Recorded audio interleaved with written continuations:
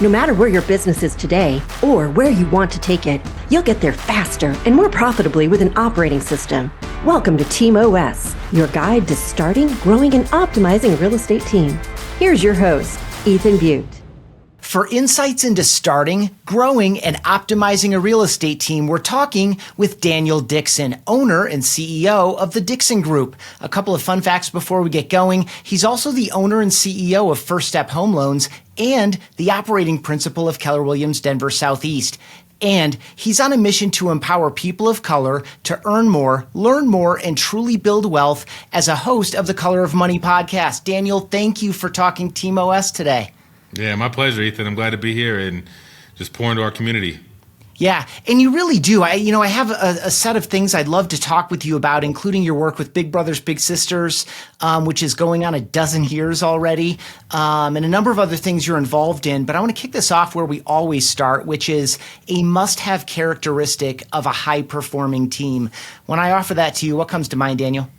So when we think about the avatar and who you want to build a team with and who you want to lock arms with, the first thing that comes to mind is athletes.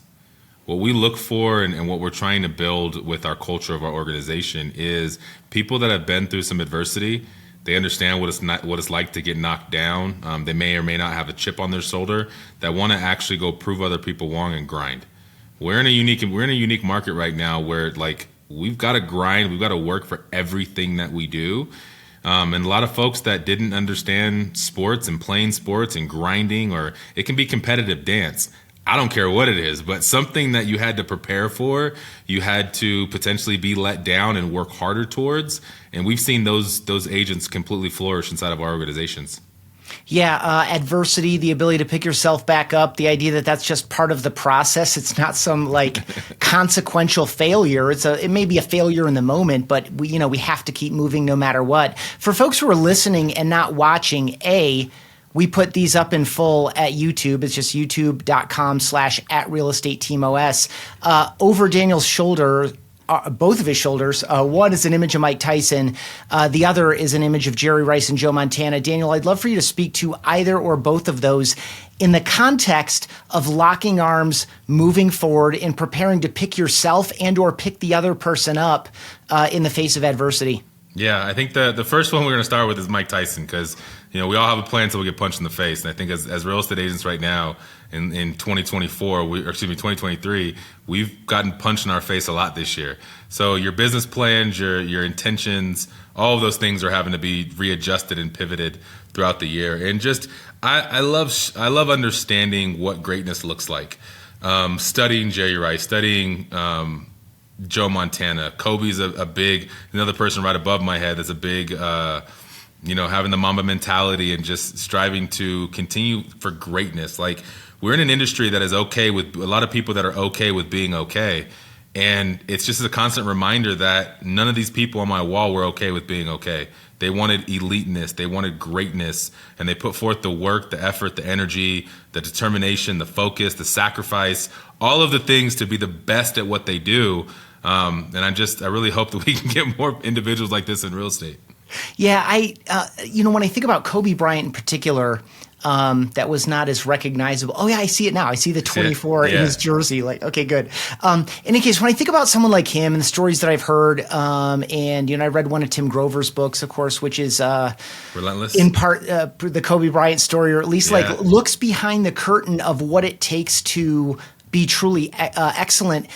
I wonder about the willingness to straight up work hard. I feel like that fell a little bit out of culture. I know there's the hustle and grind mentality, sometimes for better, sometimes for worse. But on average, I feel like we're more about leverage and working harder, working smarter, not harder. And I think in so many things in life, there's a middle way between working smarter and working harder. And I think you need some of both to get where we want to go. Yeah. Did that trigger anything for you? Speak to just the grind and maybe some of the way that it's been misused and or dismissed. Well, I think the last few years, I think that a lot of agents did work hard, but they didn't really work hard to get the business. They worked hard to service the business. And right now we're working hard in a different way. Because, we had agents on our team that were showing writing 5 offers, 6 offers a week to get their people under contract. We worked really hard, but in a different way. And in the world that we're in now, we've got to work hard to go get the business, and then we need to service the business. And so I think we worked really fast before, and now we're really needing to get in that skills-based market where we've got to be good at our craft. We can't just be an agent anymore. We have the buyer agency lawsuit that we're up against, where buyer agents are going to have to start really, pitching their value to their clients on why they need to work with them and why they may need to pay a piece of the commission. Because they don't, buyer's agents don't work for free. We're always paid by sellers. So it's just the frustrating thing for me when I see the amount of potential that we have with agents in this industry or loan officers or anybody, and you just not willing to do the work or grind or just push through the pain and the challenges that we have to live your best life and reach the maximum potential you have. My biggest fear in life, Ethan, is being on my deathbed and saying, man, I could have given more. I could have gave more. I could have done more to influence people, to help people, to grow humans, to build a bigger business. I want to exhaust all that I have while I'm on this earth. Man, okay. I can't wait to ask you how you rest, relax, and recharge at the end of this, because that's a constant tension. But I guess I'm drawing again on my conversation with Tim Grover, which is the difference between, and you made me think of this because you talked about on my deathbed, because the privilege that an athlete has is that the bell does ring, the buzzer does buzz, the clock does hit 0, and there's an end, and you want the same thing. You want to know, I put it all out there tonight or this afternoon or whatever. I did the most that I could to help myself and my team, do what we're out here to do. In business, it's so much more challenging because there is no buzzer. It's always going. And in theory, you could be grinding well into the deep hours of the night, but there's a balance there. Well, I think that what a hack that I did when I was a young agent, and what we encourage our agents to do, you can bullshit a lot of people, but it's really difficult to bullshit yourself because you know what you're telling yourself. And so if you just simply looked in the mirror before you left every day and rate yourself on a scale from 1 to 10, every day is not going to be a 10. That's not the intention. But having those honest conversations with yourself and saying, man, I could have given more today and I'm going to be better tomorrow. As long as we have the awareness and as long as we have the wherewithal, now it's just a matter of doing the work. Too many agents, too many people in general, are just they're too into their feelings and how they feel for the day. We try to remove the feelings and have fact-based conversations on execution. I don't care how you feel, whether you're under the weather, you have a runny nose or whatever it is. Here's what I said I was going to do today. Come hell or high water, I got to do what I said I was going to do. And if you can't look at yourself in the mirror and say, I said I was going to do this and I didn't do it, that's a deeper conversation you need to have with yourself on what do I really want in life and where am I really going? Yeah, and it reminds me of a truism I like to offer in the right context, which is that the exception becomes the rule. Mm-hmm. Absolutely. You may have a rule that I do this every day or I do this every Monday, Wednesday, and Friday, but the first exception is essentially the new rule unless you correct it immediately. I'd love for you to share a little bit about how you kind of coach this, maybe even what is the difference in the way that you bring messages like this and the way that you bring fact-based conversations, the way that you bring a very direct and respectful form of accountability in a group setting versus a one-on-one setting? I think I think those might be different. I know in my experience I've treated them a little bit differently because you can be harder or more direct, or you need to maybe take a slight side route with different individuals. But the group setting I think is what's interesting and challenging. Talk about how you manage both of those. So it's interesting because my level of leadership and at the end of the day, man, we've done a lot of things, and I'm still on my leadership journey. I'm still on my journey to get better and be better. I make mistakes every single day. So I don't want any of the listeners to think that anything's been figured out yet. This is a journey of life, of constant, never-ending improvement. Now, I played sports my entire life, and I know one-on-ones are important, and some people have the mindset that no one gets called on the mat in front of everybody, but that's not the way I grew up in a team sport. Like team sports are, if you screw up, we're going to talk about it, we're going to get better at it, but you're going to be accountable to what you're doing. And so we do one-on-one conversations, and we have one-on-ones where we talk about accountability and we talk about, your goals and some of those other things. And then we also have group accountability meetings. Every huddle now, one of the pivots we recently made, Ethan, we were talking offline before we got on just about, Daniel losing his shit on Monday on my team, because we're like, guys, what are we doing right now? And so all we've done is we've increased the accountability. So we have the systems, we use the Sisus and Maverick, and we have all the stuff for everyone to see what they're doing. But our huddles just changed. So every morning we are recapping what we did from the previous day. How many calls did you make? How many conversations did you have? How many appointments did you set? How many appointments did you hold? Every single day. I think that accountability is the highest form of love. But what problem is, we're doing it too late. If we're not meeting with one-on-ones, we're doing it maybe every 2 weeks. It's too late. And so when we start falling off or, not hitting what we need to hit, what we do in our organization is we increase the accountability around whatever the metric is that we're after. And right now it's activity. It's do more work, talk to more people, book more appointments, get more face-to-face. Before it was 4 pre-approvals to 1 under contract, maybe. Shoot, it might be 6 or 7 now. This is a numbers game. It's a math equation that we've got to figure out. And as the market changes, there's still thousands and thousands of transactions happening every single month. The goal for us is we got to find the motivated. So we need to make more contacts and talk to more people to find the people that are really motivated. There's some people out there, believe it or not, that do not care about an 8% interest rate. They don't care. They want a house. There's some people that are selling houses and getting rid of the 3% rate because they need something bigger or smaller for their family. The goal for everyone right now is going and finding the motivated. How can we find the people that have a true need and don't want to move because they just want to, that we've been accustomed to over the last probably 4 or 5 years for that matter? And how do we find the people that really have life events that they need a professional real estate agent to help guide them through that next chapter, that next phase of their life? Yeah, I love the call to accountability in the earliest activities, in the earliest stages. Also, by the way, just a call back to the idea of skills-based accountability even, which is, call is not a call is not a call. Let's get really good at these calls. A conversation is not a conversation is not a conversation. The nature of the conversation today is different than it was 2 years ago. We need to master today's conversation, which is maybe a little bit more guidance, a little bit more inquiry, a little bit more movement toward understanding why you're feeling a little bit chill or slow or whatever. And you also reminded me of a quote, I guess it's a paraphrase from Tiffany Galzenis back on episode 5 of this show, which is that dollars and cents are trailing indicators. They're trailing indicators of all of this stuff that you've been talking about. Okay, typically, Daniel, I like to get into a little bit of your journey and why you were essentially forced to build a team for yourself. Yeah. But what I want to do is pull forward instead, I want to spend a little bit of time in something that you shared with me when we met about a week ago. You picked up the phrase, be the lighthouse.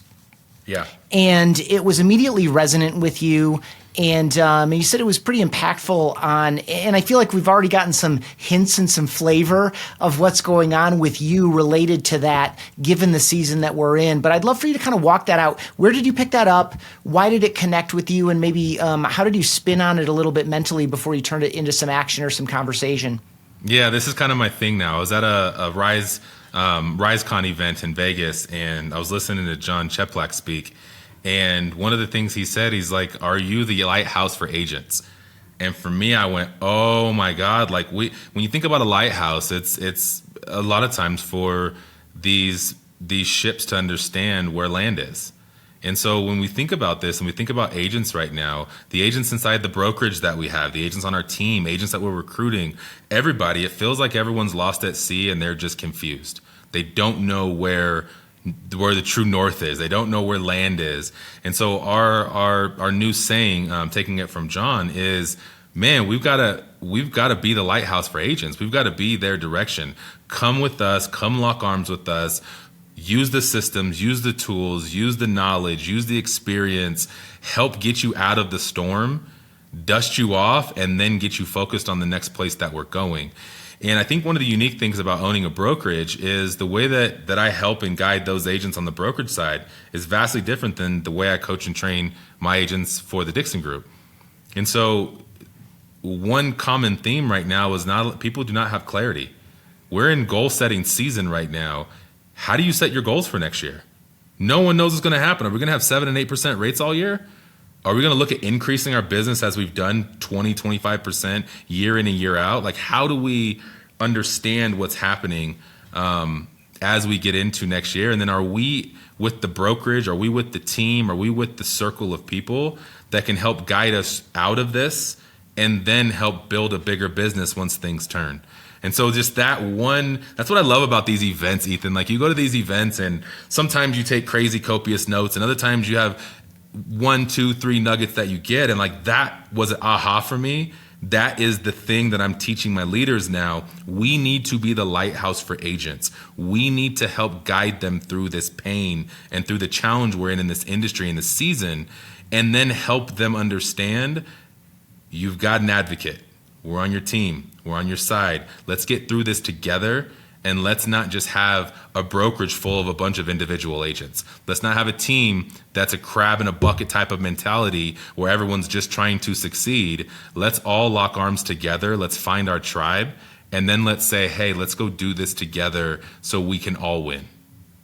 Yeah, so when you heard that, was part of the resonance in that for you where you like immediately clicked and turned on for you and you like obviously adopted it straight away and all that, was part of that it captured some of the spirit of what you had been feeling inside the team?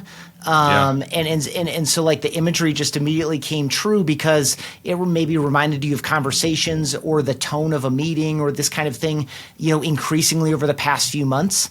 Well, Ethan, over the last probably 6 months, the agents that are in the brokerage, the agents that have come to the brokerage, have left the brokerage, my agent friends across the country, through and through, we're looking at this and we're saying, like, God, everyone's going through the toughest year that they've ever had in real estate right now. And no one has clarity. And oftentimes I like to say clarity equals speed, but the opposite of that, if I don't have clarity, like, I'm stuck. And so I feel a lot of people in the conversations I'm having, a lot of people are stuck and don't have that path or that way out. And no one can guide them or tell them what needs to change or how we need to pay more attention to P&Ls and KPIs and leading and lag metrics and turn this whole industry and this whole business into a math equation. Calls plus contacts equals meetings. Meetings plus lenders equal pre-approvals. Pre-approvals plus showings equal under contracts. Like, it's literally that simple. But if we're not paying attention and we're not looking at those numbers and those things, then it seems like we're just lost. And you think about, there's so many, just the thought in my head of being lost at sea and having there be a storm happening and you're like, I don't know what's up, what's down, I don't know where I'm at. And then you see off in the distance that light. You see that lighthouse. And you're like, if I can just get to that lighthouse, I'm going to be okay. And so now we're looking at it going, okay, how can we just, again, be that lighthouse that's shining for agents to show them, just get here, get with us. Let's look at what happened over the last 3 years. Unfortunately, doesn't matter at all. We're on this next 12, 24-month journey. What needs to happen? How do you need to change? How do you need to be held more accountable? Who are you coaching with? Who is your advocate? Who's challenging you to fight through what we're in right now and come out on the other side much more successful, have much more business acumen. And, I still think that we're going to make more money than we've ever made, but we're in an industry right now where only the strong are going to survive. Yeah, and that's exciting and terrifying, probably intermittently, and I don't know that anyone can embrace one of those positions for too long. You certainly can't afford to. I would assume, too, that for you, Daniel, that there's some of this lighthouse work that needs to be done with your own staff. You mentioned some of the leaders within the organization. I would guess that some of them maybe haven't been in the industry when it's been this hard, based on age or tenure or maybe coming in from another industry. Talk about your own staff and leadership around you and kind of how this relates there too, not just to the agent population. Well, when you think about this, we're in our job as leaders is to remove obstacles and help you achieve what you want to achieve and help create clarity. And so a lot of what we're talking about with our leadership team in the brokerage and with the team and on the mortgage side and everywhere is what obstacles are we up against or are your agents up against? How can we remove those and simplify everything for everybody? Create clarity so we can then just be in a matter of just execution. Just execution. Like that's the thing. That's the name of the game right now. Just do the work. Just do the work. Tom Ferry says it best. What's working right now for everyone is just working. Like do the work. If you continue to do the work and you stay consistent on doing the work, and we can cleanly and clearly articulate that to our agent partners and understand, I know our call counts need to go up. This isn't for fun. We're doing this because if you make X amount of calls, you're going to have Y amount of contacts. That's going to lead to Z amount of appointments. Then if we go meet with X amount of people and Y amount that actually show up, and again, it's a math equation. And I keep saying that it just comes back. This is a very simple thing to do. We've got to just get out of our own way. And so a lot of the conversation with our leadership team is how can we make everything more clean, everything more clear, and everything more simple for everybody inside of our organization. Get the complexity out of there. Let's understand what is the goal for the day? What do I need to hit? Are we crystal clear on what the expectation is, what needs to happen today, and what that's actually going to lead to? If we can do that and simplify that for everybody in every organization, then now we just need to get them. Tim Grover says best, he doesn't motivate people. I don't have the ability to motivate you because that doesn't last very long. You've got to light that fire in your belly. Yeah, that's one of my favorite things in winning was the idea that if you're looking for mindset tips, don't look to me because that's like barrier to entry, and you need to have that square before we start having a conversation about doing good work and getting good results. Absolutely, I think, and that's why I love Tim Grover so much is because he's not this airy fairy. You can do it. No, he's like, man, I'm going to kick you. You're going to fall. I'm going to kick you while you're down. I'm going to lift you up. I'm going to dust you off. I'm going to challenge your ass again. Like, yes, please. I want more of that in my life because it's just, we're in an industry that's so complacent. We've made so much money and transactions are down, but real estate commissions are up. And let's push ourselves to achieve more and be better and influence more people and stop being okay with being okay. And Tim Grover's not okay with okay. No. Okay, I would love for you to give us all a run-up to when you decided to enter the real estate business to whatever caused you to need to put some support around you in the form of like the early stages of a team. So you only have 24 hours in a day. My coach told me right when I first started coach with them. So I've been licensed agent for about 9 years or so, something like that. And going into year 3, I was lucky enough to cross paths with some coach, friend, mentor, amazing human, Brett Tanner. And one of our first coaching calls, he was like, all right, Daniel, what happens if you get hit by a bus? I'm like, man, I'm screwed. Like, my wife doesn't work. I bring home all the money and everything in our household. And so we don't have any outs. And he goes, all right, well, we really need to start working on your business rather than in your business. Because if you can, there's only 24 hours in a day and Daniel can only do so much. So unless we're able to go teach people what you know how to do, who can then go teach people what they know how to do, then now we're talking about true business building and scaling an organization, and we're not talking about Daniel being a really good agent. It was at that moment my life changed. I said, I got to get myself out of production. I've got to start really paying attention to P&Ls, KPIs, training programs, all of those things, and then building the bench of our leaders as our organization has grown and continued to turn over the years. Because you can only go so far. Like the biggest investment you can make is in people rather than any business or any property or anything like that. So then it just changed the journey for me of, okay, well, I've got to go find my leaders. I got to pour into my leaders. Then we got to go grab more agents and we got to go recruit and we got to truly run a business. I think in our industry, Ethan, there's not very many agents that truly run real estate businesses. There's a lot of realtors. And I challenge a lot of the listeners, run a business like a business. Because there's a lot of people that are getting punched in the face right now that has no idea where it's coming from or what to do. And if you're looking at your KPIs and you're tracking your business and you're paying attention and you're reflecting, it's way easier to find your way out and understand where you're going and what you need to do. And as we continue to scale, it was one thing after the other of what we needed. We needed more support staff. We needed more operational support. We needed more leads.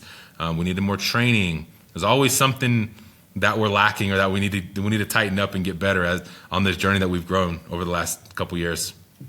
Love it. Demystify for the solo agent and then maybe also even correct me on the way into it. I feel like a solo agent needs to have a much better handle on running a business perhaps than an agent within a team.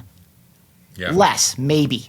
But demystify a little bit of that. So for the person who got into the business because they really like helping people, one of their friends or a relative or a parent was a real estate agent, and they found themselves operating a business that is, like you didn't have to worry so much about expenses, in 2021 because there was business and income for everyone far in excess of any expense. It's just really against your times. How much can I produce? Not how little can I spend to produce as much as I need to. Demystify P&L a little bit, or demystify kind of the basics, like the guts, the blocking and tackling of getting a handle on a business for someone that really needs that now more than ever. So I think do I have the book? I can't find my Millionaire Real Estate Agent book right now. But I was going to use that as the model, like the model that Gary's built, the model that Gary speaks about in that book, and the model that Gary teaches inside of our company, really comes down to understanding a P&L, so you understand what buckets you have. Your salaries, you have your overhead, you have your cost of goods sold. At those different percentages that are tied to the model or whatever business that is that you want to run, understanding there's a bucket for all of these. Your P&L is just making sure, is my bucket too full? Is my bucket not full enough? Or am I right where I need to be? And so I often say what you measure, you move. And so many agents, we live closing to closing, paycheck to paycheck. And even though those paychecks are really big paychecks, we're still living closing to closing and paycheck to paycheck.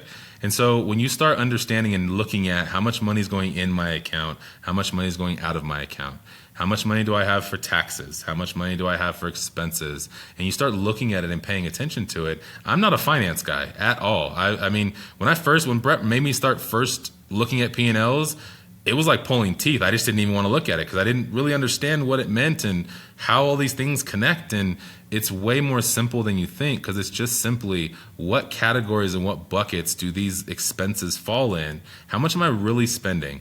How much am I spending in my household, my life? And I think that goes into something I'm really passionate about, which is wealth building. And every first of the month, a lot of agents in my organization, my family, we look at our net worth tracker. How much money did we make last month?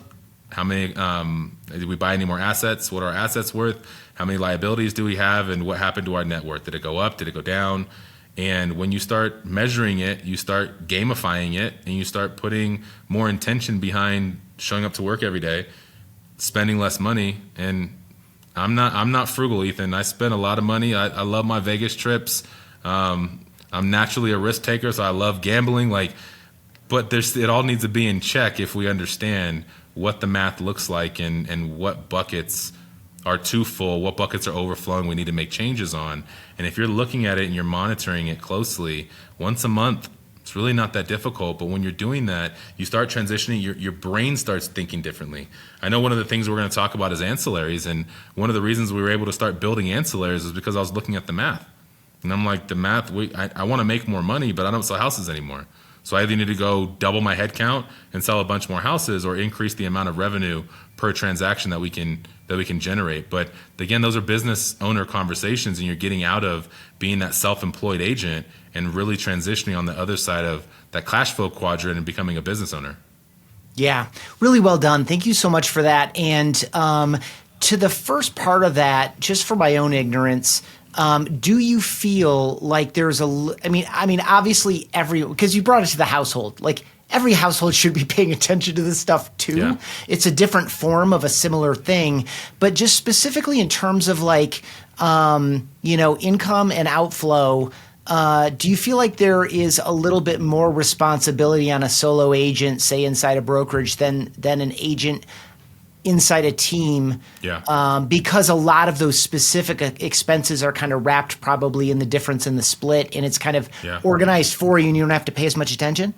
Yeah, 100%. I think with our real estate agents, our agents have no expenses. I mean, they just pay their MLS dues every month if MLSs are still able to survive after this. But they just pay their MLS dues every month. So their budgeting is really about net income in, because we don't have any business expense. The solo agent has a lot more to be responsible for. You should have bookkeepers. You've got to pay attention closely because you have less room for error, because now you really got to manage both. You do have expenses for your business. You do have bills that are being paid every month on credit cards and different things like that. And then you got to bring that to the household as well. And again, we as real estate agents, we generate a lot of our worth based on our GCI. And so I learned really early, like you can make $300,000 in GCI and spend $275,000 of it, and you made 25 grand last year. Like, what are we taking home? What are we keeping? What are we investing? What are we walking away from this thing with? And that's what I love about Brett and KW Wealth and what he's pitching inside of our ecosystem, because we should have more wealthy real estate agents. And unfortunately we don't, because we're not looking at the math. We're closing deals, we're spending money, we're living a great life, and then all of a sudden we look up and say, oh shit, I'm not where I want to be. What do I do now? Yeah, man, I feel like a lot of GCI celebration is a bit like some of the more vacuous aspects of social media. It all looks pretty good, and you can feel good about yourself for a minute, but in the end, you're going to have to deal with the reality at some point. Okay, so you mentioned ancillaries. I would love for you to, you already gave a little bit of a tease about what some of your motivation was there, but where were you in the arc of your real estate team and your real estate business, and kind of what order? Because if I remember correctly, you have mortgage, you have title, you have insurance, or you're maybe working on insurance. Talk about the sequence of those, the layering of those, how did that become the solution or the answer to the question that you asked yourself? Because you offered another answer that was maybe less interesting to you, which was like double agent count and crank volume. Yeah. Just talk about that process and some of the decision making and even the sequencing of what you've layered into your operation. Well, when you think about the conversation I had with my coach and focusing on my business rather than being in my business, it was a matter of me getting out of production. So I've been out of production for probably 5 years or something like that now. And when my livelihood is based on other people doing work, it changes how you show up at work every day. My kids eat if everyone does their job effectively. And so as I was getting out of production and I'm looking at P&Ls, again, I wanted to make more money. I either have two options. I either need to figure out how to increase, three options. I can go sell houses myself again, which I didn't want to do. One of the main reasons I got out of production was running the business and working on my business, but I was being a terrible father and a terrible husband at that time, because I'm trying to do all of the things us real estate agents do. Trying to be dad, trying to be husband, trying to be the marketing guy, the internet guy, service my clients at a high level, help with transaction support stuff, coach agents, train. And it's just something's going to break somewhere, and it was my marriage and my household. And so as I was getting out of production and really putting focus on that, then as I'm looking at P&Ls and looking at the amount of money, I'm like, well, I want to make more money than this. Well, again, I can go sell. We can go double head count and push on more transactions per agents, or we can start looking at how do we vertically integrate our businesses and create more revenue per transaction. And I think this is a really important conversation right now, because real estate commissions are continuing to be compressed, and we're going to continue to make less money per transaction. And when you understand the value you have as a real estate agent and how valuable that referral is that we send to the title company, or we send to the loan officer, or we send to the inspector, it's based on our prospecting and our hard work and us going to happy hours and us doing client events and all the different things. And we're making this entire industry go, and we're feeding everybody that has their hand in a real estate transaction.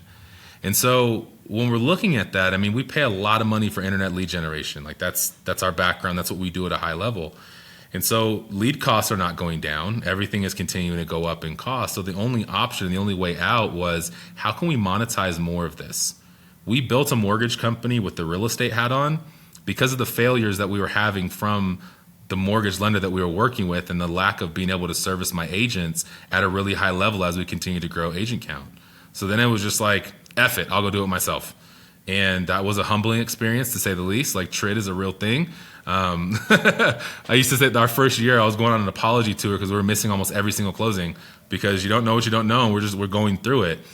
But it was understanding that if I can control, I've been let down too much as we've grown and closed all of these transactions by lenders, title companies, closers, everybody. If I can control the transaction, then I'm able to control my client experience. If I can control my client experience, then now I can get 5-star reviews for the service that we do and how we operate and how we do what we do at a high level. I think we have like 504 5-star reviews on Google now for our real estate team, and over 100 for our mortgage company. And it's because we can control the transaction, control the experience. If I can do those two things at a really high level, then I'm going to be lucky enough and blessed enough to be able to monetize that piece of the transaction, and then be able to start focusing on that scale, that growth, and then really increasing that revenue per transaction number that is slowly going down with commission compression, lead costs, expenses. I mean, we spend over $100,000 a month to make this thing go, and we've got to be able to own all the things, control all the things, monetize the things, and then start putting the pressure on scaling all of the organizations as well. Yeah, I appreciate your honesty about the hard first year of getting into the mortgage really business. Bad. Oh, man, I have my top agents like, Daniel, what are we doing? I'm like, guys, I know, I'm sorry. I'll fix it. Just give me time. Just give me a little bit of grace. I promise you I'll fix it. Yeah. I guess with that, I would love for you to share.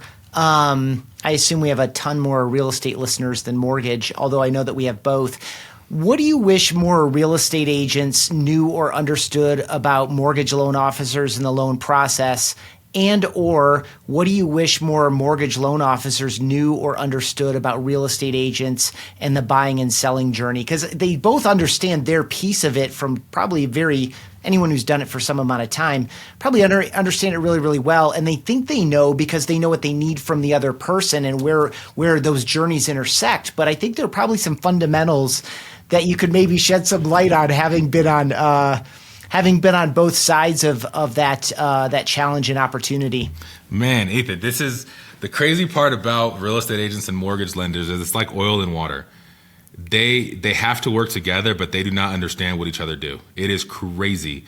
And so they both work really hard in different ways. And so when you think about the mortgage space is very detail oriented. And there's some things that are completely out of our control. You have to be very specific and very perfect on your 1003 or your loan application, because whatever's spit out that desktop underwriting system is all based on the input on all the information that you put in. One mistake can blow your entire deal up. I didn't understand the complexity of income calculations. It is difficult for anyone who hasn't been at their job for 2 years straight with a W-2. It's difficult. The way you calculate overtime is different than the way you calculate an hourly wage. Them switching from hourly to W-2 or W-2 to hourly, them having X amount of jobs in a certain period of time says then you have to calculate their income this way. If they're self-employed, you've got to understand tax returns and Schedule E's, and if they own additional real estate. There's so many details that go into issuing a pre-approval. And as real estate agents, we're like, hurry up, just give me the piece of paper. And so you're like, all right, give me speed. I want that piece of paper because I want to know if I can work with someone. And the lender's like, well, they look good, but I haven't seen all the documents. It doesn't matter. Give me the pre-approval. We'll go. And then all of a sudden, 3 weeks later, when they're under contract, the deal's blowing up. And the agent's looking at you going, why didn't you let me know? I'm like, but you were pushing me for speed. So that we don't understand what each other do. Even our teams work really closely together. We're in the same office together. There's high communication. And you still have some of these things going on where I used to hold lenders very accountable and be up their ass about what they're not doing. And now I'm on the other side. I'm like, oh, my bad. I get it. And so there's a lot of behind the scenes. I mean, you can be in a loan file for 2 hours trying to figure out a path to get these people approved or to get them approved for more or different loan products or duplicating the loan, the 1003 to recreate the loan to find out if your desktop underwrite's going to approve. There's so many details and so many nuances. And on the real estate side, it's You're working really hard on lead generating and doing open houses and doing showings and running around town and managing and touching your database and doing all of those things. But the amount of details that you need to know on the real estate side is vastly different than it is on the mortgage side. And so it's interesting how agents they start learning the mortgage stuff. They're like, nope, I don't want to know about it.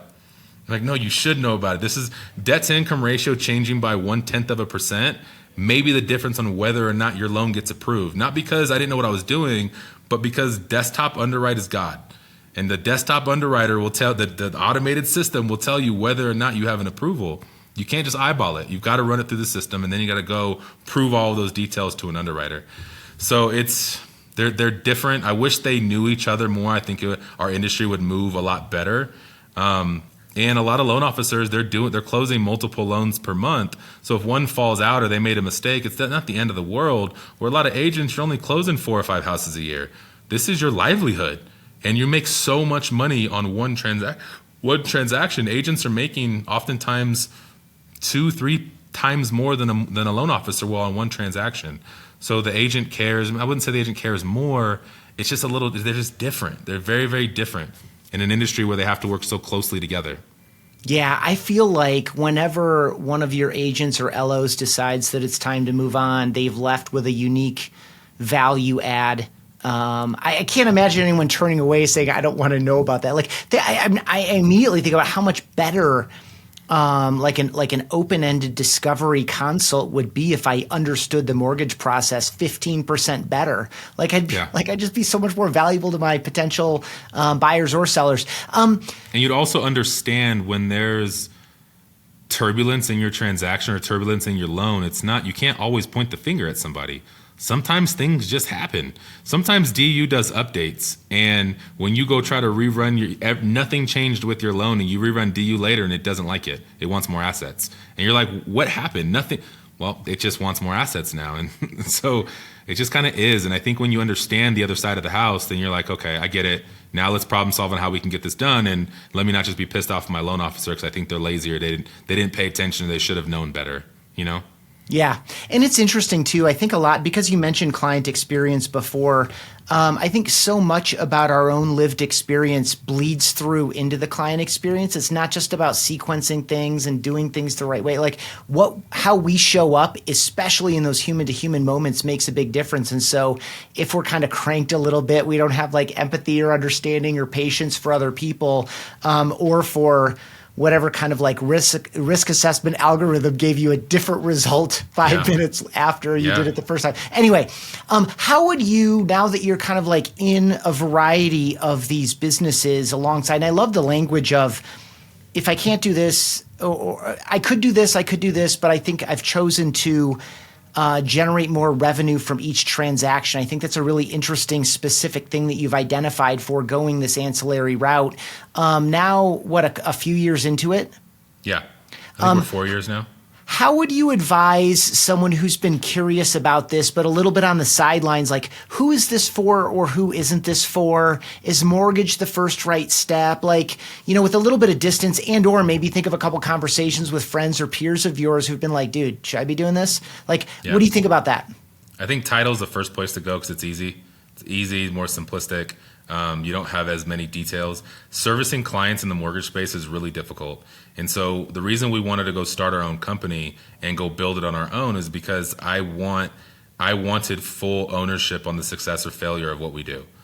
And for a lot of agents, but if I'm not out of transactions and out of the business and out of working in the business, none of this would have come to fruition because I'm just too busy on the day-to-day writing contracts, amendments, showing houses. It's difficult to try to juggle both. So I think for the solo agent that's busy, I think the best thing for you to do is create a relationship with a really good loan officer and then do some sort of MSA, some sort of joint venture, doing something to be able to collaborate and, again, lock arms with that person. And let's share the success that we have together and let's work really closely together. RESPA is a real thing, and the way to get around RESPA is by owning a piece of the company. If you own it, you can eat on it. MSAs are scrutinized. Some say they're okay. Some say you're not. Daniel's not an attorney, so please go check with your local attorneys on what you can do and not do. But I think title is the easiest way to really be able to not have to worry about the details and the service so much and be able to know that I can escalate things that get weird in a transaction and my people are servicing my clients. That's important to me. The money piece is going to come, but I'm not going to sacrifice the money piece for lack of service or lack of control of the transaction. Like, I need to be able to move when we need to move. If we need to reschedule a closing, we can do that when we need to reschedule a closing, get our title orders on time, communicate effectively with our closers, create a great experience throughout the process for our buyers or sellers. And that's where the whole thing starts. So I want agents to really take a step back and understand, again, how valuable that referral is.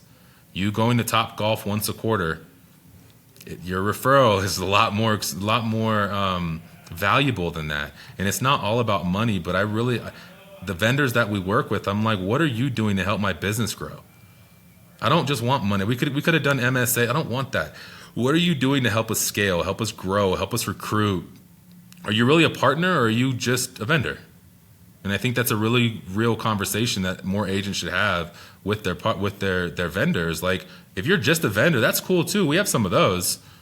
But I'm looking more for partners so we can all grow together, we can all eat together, and it just makes it more of a fruitful experience when we're all winning together and it doesn't feel so one-sided. Yeah, man, so much good stuff in there. I really appreciate it. Give me a couple words at the risk of potentially running long, but I won't keep you past the top of the hour. Give a couple words for that agent who's wondering, should I take the first step toward starting a team? Ooh. I know I just opened a giant topic, but but if you're just going to scope it for them, like, what are the 2, 3, 4, 5 like big bucket areas to kind of look at and start making some assessments around? I think there's a lot of misconceptions around a team. A team is you and your assistant. A team is not 20 salespeople. So it can be whatever you want to make it. I think the important thing to think about, not as we coach agents inside of our brokerage, and what I love to tell them is I've built everything from the solo agent business to the big, massive mega team, and not all things are for all people. So if you want to build a team, I'm going to challenge you a little bit more with some questions like, all right, well, when we fast forward 24 months from now, like, what does your perfect world look like? Are you all the way out of transactions? Are you still selling a little bit? Do you want to lead people? Because you're going to have to go slow before you can go fast. So are you willing to make less money and pour your life into these other individuals to hope they stay loyal to you and grow with you and expand with you? Or do you want to just go sell a whole bunch of freaking houses and then support yourself with showing assistants and transaction coordinators and an assistant to do these other things for you? A team is 2 people, a team is 70 people, and everywhere in between. Get clear on what you want to build and what your happiness looks like, because the days of just, I'm going to have a team, they're going to go sell houses for me, and they're going to give me half their commission, like, that shit's over. Agents are savvy to that now. That's not happening so much anymore. What does that value add look like? And again, I go back to the Lighthouse conversation. How can you be the lighthouse for them? If you're unsure or you're unclear or you're not emulating the behavior that you expect your team to do, it's gonna stand out like a sore thumb. Like, it's clear as day who you are and what you really want. Everyone wants to make money, but no one wants to make money off a lack of somebody caring what you're doing and what you're pouring in to help them build personally, professionally, financially, building assets, buying assets. Like, there's so many more levels to this thing when you think about a team. So don't go really big. Start small, leverage yourself, pour into that person, understand their needs, their desires, what they want. The thing that changed in my life, Ethan, is that I realized, Zig Ziglar, my first job was selling timeshares, and it was a crazy job when I was 18 years old. But one of the things I learned early was Zig Ziglar. And one of his sayings that still resonates with me is, if I can help other people get what they want in life, then I'm going to naturally get what I want. And so my focus now with my team is not about what Daniel wants to grow or what I want to achieve. A lot of our goals in our organization are tied to the amount of agents we have and what they want to go to. We want to go sell $275 million here in Colorado, but that's because I want 20 agents making 6 figures. I want another 20 agents making 80 to 90,000 a year, and then we're going to have this smaller group of newbies that are coming up and hitting it. All that together is 275. it's not just Daniel wants to sell 275, so we're number one. It's tying it back to other people, because no one, it's a cliche, but no one cares how much you know until they know how much you care. And I think when you team build and you grow these individuals, you've got to know their kids' names, their spouses' names, their desires. What are they after? When is it time for you to tell them you're grinding? You need to take a day off and go chill because you're going to burn yourself out. Like, having those conversations and knowing your people are incredibly important. And just being really clear on where you're going. What is your world? We don't spend enough time dreaming, especially right now in business planning season. We're not spending enough time dreaming on what does my perfect world look like? Take money out of it. What does my perfect world look like in 24 months from now? Mine is watching all of my other people succeed, because I know if all of them are succeeding, then we're winning. Our organizations are winning. Everyone's happy. We have great retention rates, like all the things. Man, love that so much. You brought us kind of like right back to where we started, right here at the ending. Before I let you go, though, Daniel, first, thank you so much. This has been an absolute pleasure. I've got a few pairs of questions for you, and you only have to answer one of each. Okay. What is your favorite team to root for besides your own team? Or what's the best team you've ever been a member on besides your own team? So definitely the San Francisco 49ers. I'm a football nut, and that's my team. Me loving football and getting into football was my grandma's fault for taking me to a UCLA Bruins game when I was like 6 years old or something like that. And at the time, I believe it was J.J. Stokes was one of the receivers who ended up getting drafted by the Niners, kind of followed him and then fell in love with Terrell Owens and his catch he had in the playoffs against the Packers, and he's crying. And so I've been a Niner fan literally almost my entire life. And so that's definitely my team. Bang, bang, Niner gang. Okay, love it. Well done. I might have to throw that up as a hashtag just to get more people to check this episode out. They'll be like, what did I get myself into? Oh, this is good advice. Daniel, what is one of your most frivolous purchases? Or what's a cheapskate habit that you hold on to even though you probably don't need to? Oh, this is so bad. So I have this issue when I'm on an airplane of paying for Wi-Fi. It's $8, it's $6, whatever the number is. It doesn't matter to me. If I'm not going to get at least like an hour and a half, 2 hours, laptop out, doing work, I have such a hard time paying for it. Even my wife's like, hey, I need to log on for something real quick. I'm like, you can't wait till we land? So it makes no sense. The other one is rental cars. For whatever reason, whenever I travel, I find the cheapest rental car, and I'll go stand in a crazy line to save $3 a day on a rental. And again, makes absolutely no sense. And every time I'm going through it, I'm like, what the hell are we doing right now? But it's just one of those things, you know?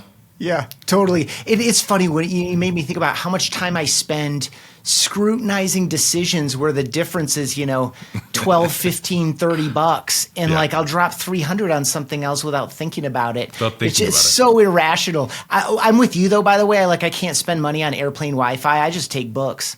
Yeah. Because I 2 hours uninterrupted to read, that's not super easy to find day to day. Whereas you're trapped in one of the those even in the middle of the plane where the seats are okay, you're still just locked in here.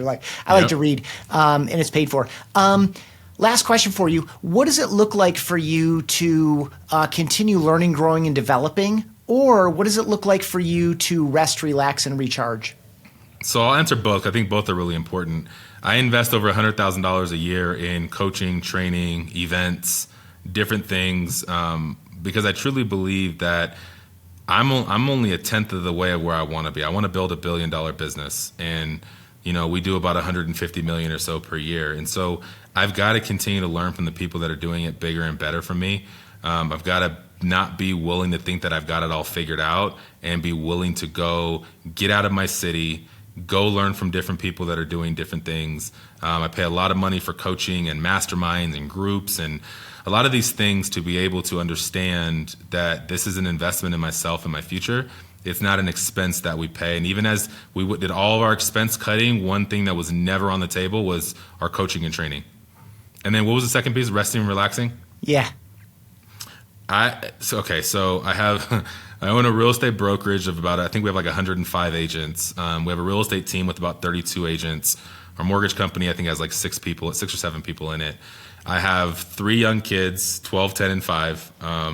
My 18-year-old nephew lives with me. I'm helping kind of mentor and raise him. I have 4 dogs. One dog's like 145 pounds. He's a monster. And so that, like, resting and relaxing, as silly as it sounds, is like spending that crazy time with my family. You know what I mean? Like, sometimes I wish that I had like reading books is not something I can do at my home. It just doesn't happen. But the moments of enjoying them and playing in the backyard and wrestling with the dogs and having dance parties with the kids and doing TikToks with my daughter, and those are the things that refuel me and get me in my happy place to then get ready to go take over the world. Yeah, beautiful. If someone has gotten to this point in the conversation, pushing up on an hour, they probably might be interested in learning more about you, about the Dixon Group, following you. Like, where would you send people that have enjoyed this conversation and made it to this point? So you can email me at daniel@dgdenver.com, or you can find me on social. I'm really, like Dion says, I'm not hard to find. But my Instagram handle is @DixonSoldIt. And then you can find me on Facebook, Daniel Dixon. Awesome. I link all this stuff up. So if you're listening in Apple Podcasts, Spotify, or similar, there's a description down below. There are links to some of these things in there. If you're watching on YouTube, there are links down below in the description. Just pop that thing open. Daniel did not offer his email address because he doesn't want emails. Like, I can't tell you how many times, Daniel, I've done the same thing. And like, you get so few emails. It's like, you have access. This is a wonderful world that we live in. We have access to some awesome, interesting, accomplished people. As you already said, kind of in one of your closing responses there, people doing the things that we're curious about or even actively aspiring to do and working on. Like, Daniel didn't offer that for no reason. So no, we're here to help, and we're here to help. We're here to support. We're here to grow. We're here to at the end of the day, like, if I can just help pour into more agents, I mean, I don't have all time in the day, but if we can share knowledge and experiences, and I'm lucky enough to be standing on the shoulder of a giant so early in my real estate career and done some really cool stuff thus far. But if it wasn't him wanting to pour back into me, like, we'd have a fraction of what we have today. And so my belief system is, let me just pay it forward. If I can't answer, if it's getting with my ops people, our director of sales, some of our top agents, we just want to be a wealth of information and just resources for everybody to get better, everybody to learn. And I'm going to plug, before we leave as well, my podcast, The Color of Money. It's a podcast about wealth building in the Black community. And that's a lot of, again, same kind of mindset that I'm having now, which is just pouring back and sharing information and sharing knowledge. And I hope that we can inspire, grow, and change this industry with, creating more millionaires and more wealthy real estate agents. Awesome. That is also linked up right down below. Daniel, you are a gift. I appreciate your attitude and approach. We would certainly be in a better world if more people were as constructively oriented as you are. Continued success to you. I appreciate it. I think we wouldn't be here today if it wasn't for the people who put their arm around me and helped me succeed. And I think the best thing that we can do is continue to bring more new agents in, train them up the right way, be their lighthouse, and let's get out. We're in a really, really tough season right now. So let's lock arms. Let's get through this thing together. Cool. Well said. Thanks for checking out this episode of Team OS. For email exclusive insights every week, sign up at realestateteamos.com.